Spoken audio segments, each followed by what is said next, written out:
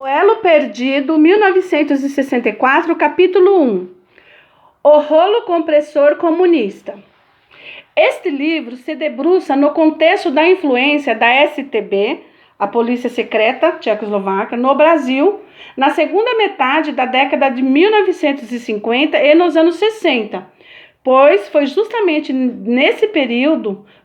durante este período, que a polícia política comunista da Tchecoslováquia obteve seus maiores êxitos no exterior.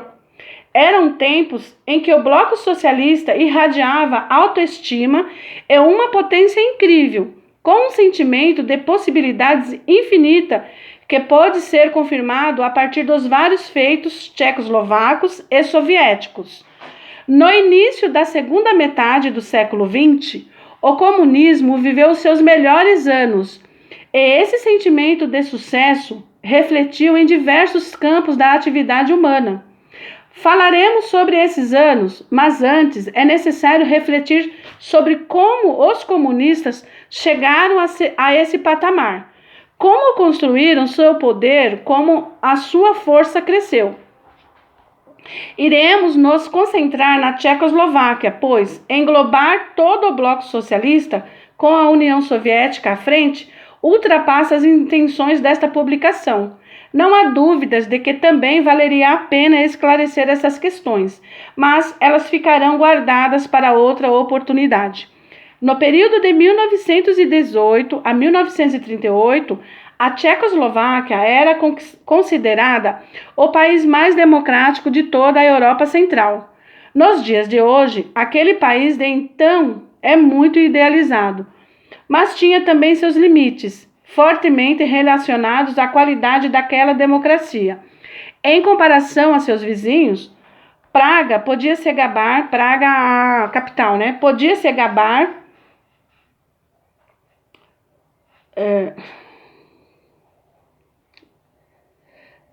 gabar de seus altos estándares democráticos. Não era como a Alemanha, com o seu regime fascista, nem como a Polônia ou Hungria, com seus regimes semiditatoriais. A democracia parlamentar funcionava relativamente bem, mesmo num país surgido a partir da união de duas diferentes regiões, Tchequia e Eslováquia, que não eram diferentes apenas política e economicamente, mas também etnicamente. Seus 14 milhões de habitantes estavam divididos em duas potentes minorias étnicas, a alemã, com aproximadamente 3 milhões de pessoas na Tchequia, e a húngara na Eslováquia. Neste país, os eslovacos, alemães ou húngaros, sem falar de outras minorias étnicas, não se sentiam completamente bem, o que pode ser explicado por diversas causas históricas, e mais adiante tornou-se um foco de muitos problemas. Mesmo assim, os alemães e eslovacos estavam bem representados no parlamento e não perderam os seus direitos civis individuais, pois, quanto aos direitos coletivos, a situação era mais complicada. Neste país dominava a opção chamada tchecoslovaquismo, entre aspas, que foi a marginalização das várias nações não tchecas na tentativa de se formar uma nova consciência nacional. Isso não poderia ter funcionado, não naqueles tempos ou na conjuntura política em que a Tchecoslováquia estava inserida na época. Nestas condições surgiu um elemento adicional.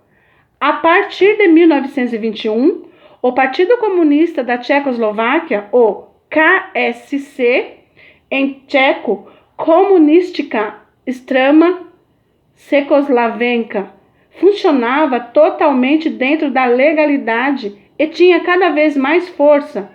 Uma força que, assim como a representação política dos alemães dos Sudetos, recebia instruções de atuação do exterior. Os alemães recebiam de Berlim, os comunistas de Moscou, diretamente do Comintern. O Comintern internacional comunista, chamada também de Terceira Internacional, Era uma organização internacional que surgiu por iniciativa de Lenin, em Moscou, entre os dias 2 e 6 de março de 1920, a Internacional Comunista. Foi fundado a partir da integração de 19 partidos comunistas, entre eles o Partido Comunista da Tchecoslováquia, e seus objetivos eram propagar as ideias comunistas e preparar o terreno para a Revolução Mundial. A Internacional era dirigida por um comitê executivo, inicialmente chefiados por Grigori Zinoviev, de 1920 a 1925, e depois por Nikolai Bukharin, 1926 a 1929, e Grigori Dimitrov, 1934 a 1943. Durante o segundo Congresso Mundial da Internacional Comunista, em 1920, reuniram-se delegações de 37 países e, na ocasião, foram estipulados os princípios do Comintern, os chamados 21 pontos, que versavam sobre a subordinação dos partidos membros ao modelo soviético no que diz respeito à estrutura e disciplina, além de fornecerem as diretrizes de ação e infiltração comunista no terreno de atuação dos partidos no Comintern. Cada um dos partidos comunistas estava subordinado ao Comitê Executivo do Comintern. E este, por sua vez, era um departamento do Comitê Central do Partido Comunista Russo. Para garantir para si um controle absoluto, o Partido Comunista da União Soviética reservou para si 5 lugares no Comitê Executivo, enquanto todos os outros países possuíam somente um lugar. O principal ativista da Terceira Internacional era Clement Gottwald, membro desde 1928, que no ano seguinte passou a integrar também a diretoria. Nos anos 30, ele empreendeu no partido uma série de mudanças de acordo com os modelos soviéticos. Foi a sua bolchevização, lembra dos bolcheviques? Em 1938, Gottwald emigrou para Moscou, para voltar à Tchecoslováquia em maio de 1945. Não mais como um deputado normal do parlamento, mas como chefe do partido, que a partir de agora se esforçaria para tomar o poder por completo. Durante a guerra, graças ao apoio de Moscou, os comunistas conseguiram reforçar sua posição dentro da representação da imigração política da Tchecoslováquia ao lado do governo de Londres, ou seja, a imigração democrática. A central do KSC em Moscou também era importante e estava em jogo. Ao contrário do período entre guerras, após o final da guerra, foram os comunistas, apoiados pela nova potência de Moscou, que se tornaram os jogadores mais fortes na cena política. Negociaram uma séria redução do cenário político, eliminando da consciência democrática os partidos mais fortes, acusando-os de colaborar com os alemães. Na Tchequia, somente 4 partidos políticos tiveram permissão para funcionar na legalidade. E foram justamente os mesmos partidos a partir dos quais o KSC conquistou mais votos nas eleições de 1946. Entre parênteses, mais de 40%. Clement Gottwald tornou-se então o premier do governo de coalizão, e sob as ordens dos comunistas foram desenvolvidas reformas fundamentais. Em 1945, grandes estabelecimentos industriais, bancos e seguradoras foram nacionalizados e 3 reformas agrárias anunciadas, e com o apoio do aparelho de segurança já dominado pelos comunistas, quaisquer indícios de resistências foram liquidados. Em 25 de fevereiro de 1948, ocorreu o golpe final, sem derramamento de sangue, e daquele momento até 1989, Os comunistas não permitiram que ninguém, fora eles, até fora eles mesmo, chegasse ao poder.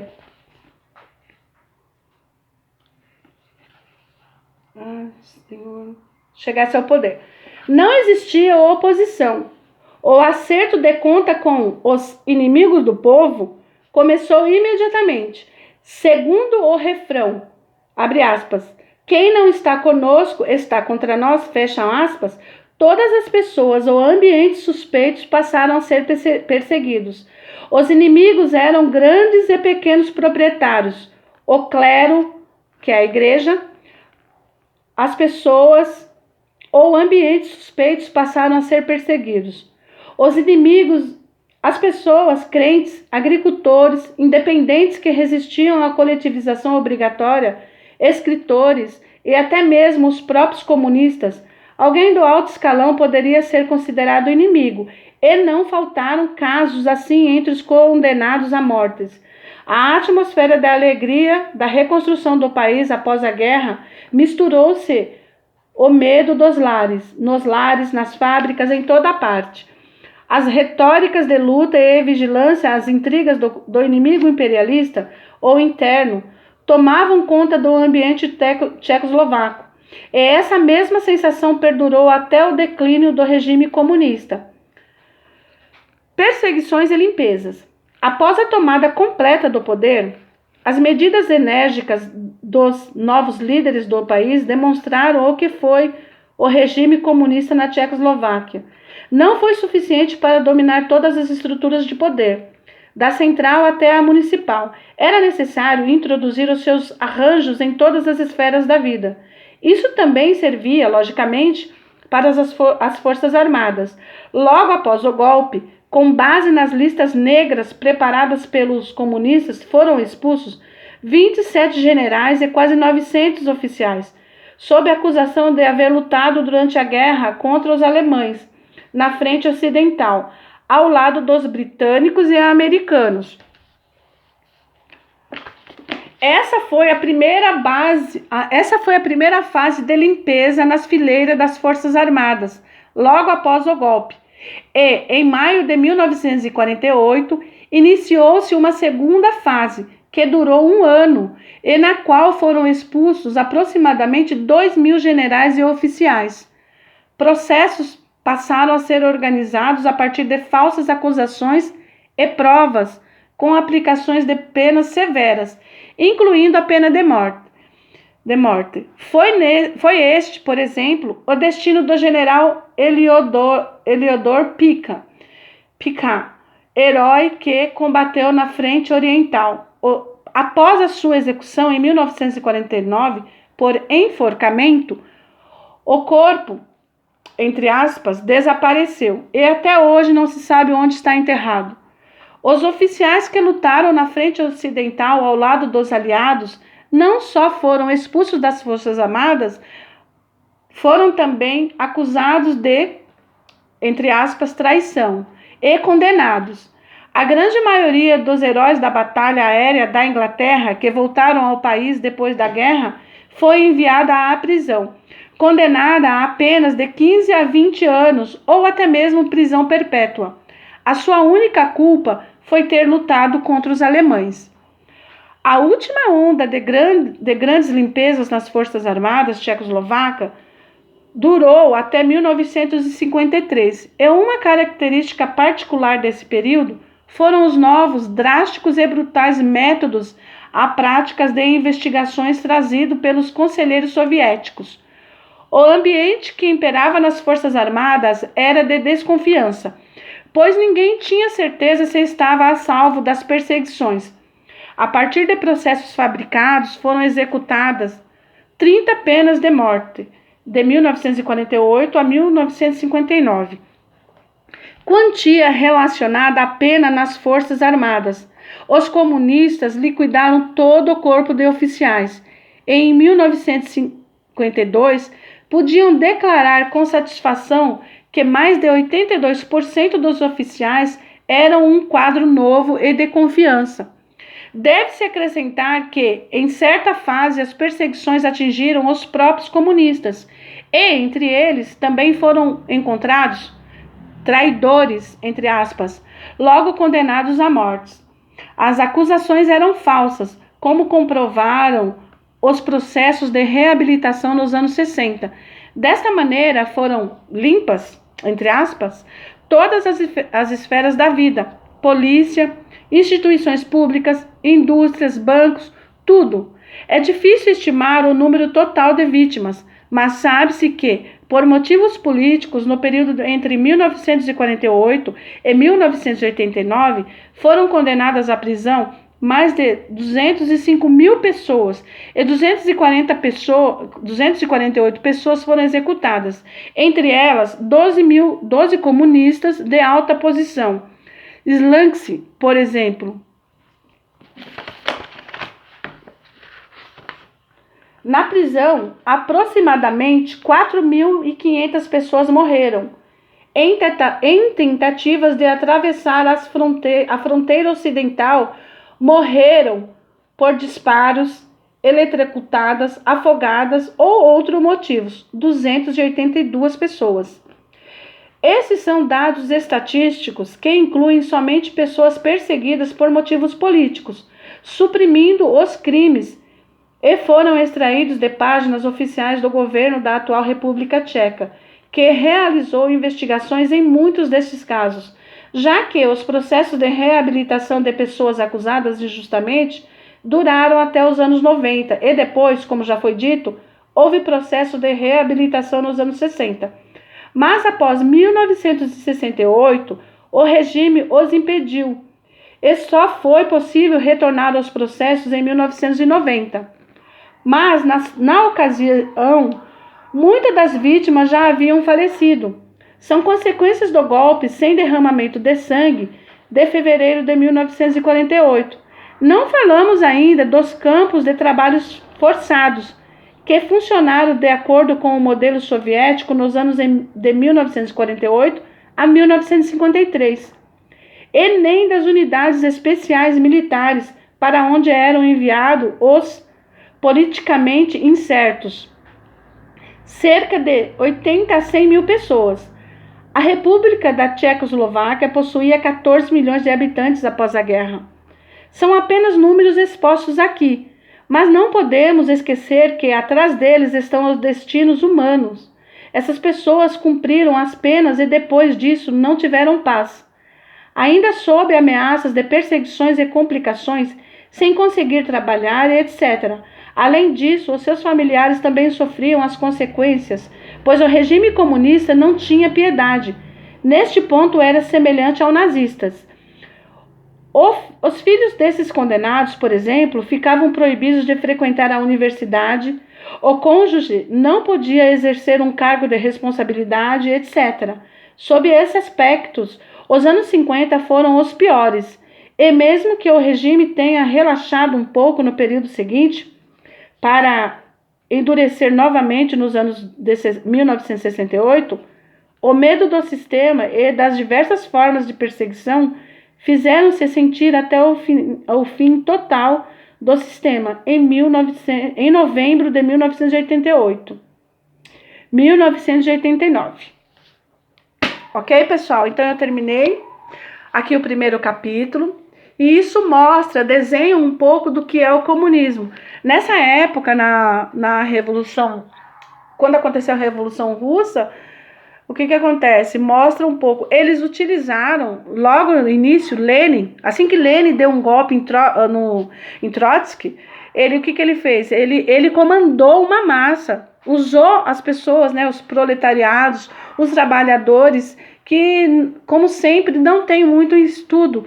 Então, ele infla o ego dessas pessoas, falando, né? Aqui, na época, Lenin tinha falado pão, paz e terra. Então, com esse discurso, vocês percebam que até hoje eles usam o quê? Pão, eles falam que vai acolher as pessoas, que vão acolher as minorias, que vão dar tudo o que as pessoas precisam. Enganam as pessoas. Daí, quando as massas aderem, se juntam a eles, o que eles fazem?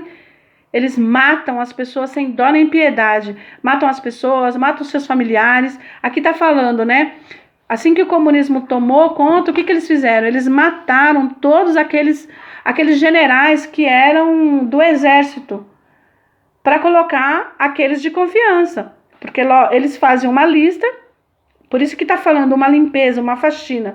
Eles fazem uma lista de todos aqueles que eram contra eles, e assim que eles tomam o poder, eles matam todos.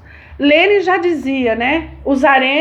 Colocaremos os idiotas úteis.